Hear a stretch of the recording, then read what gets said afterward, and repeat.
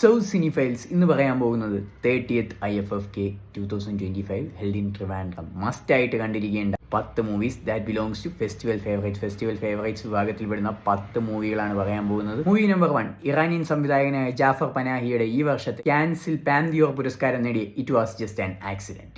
Movie number 2, Joachim Trier സംവിധാനം ചെയ്ത ഈ വർഷത്തെ നോർവേയുടെ ഒഫീഷ്യൽ ഓസ്കാർ എൻട്രി ആയിട്ടുള്ള the sentimental value Cannes film ഫെസ്റ്റിവലിലെ ഗ്രാൻഡ് പ്രീ അവാർഡ് നേടിയ മൂവി. മൂന്നാമത്തെ ചിത്രം, മെൽബൺ ചലച്ചിത്രമേളയിലും ക്യാൻസിലൊക്കെ ഒരുപാട് ശ്രദ്ധ നേടിയ എ പൊയറ്റ് എന്ന് പറയുന്ന മൂവി. നാലാമത്തെ ചിത്രം, ദി മാസ്റ്റർ മൈൻഡ്.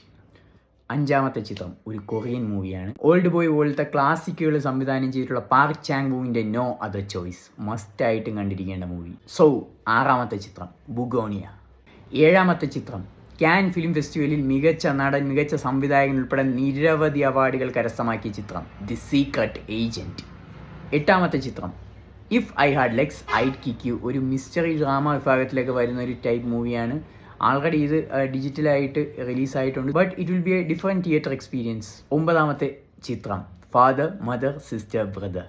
പത്താമത്തെ ചിത്രം, സിറാറ്റ്. സോ ഈ 10 മൂവീസാണ് എനിക്ക് പറയാനുള്ളത്. സോ നിങ്ങൾക്ക് ഇഷ്ടപ്പെട്ട മൂവീസ് കാണുക, അതിനെ പറ്റിയിട്ടുള്ള അഭിപ്രായങ്ങളൊക്കെ പല പ്ലാറ്റ്ഫോമുകളുണ്ട്, അതിലൊക്കെ രേഖപ്പെടുത്തുക.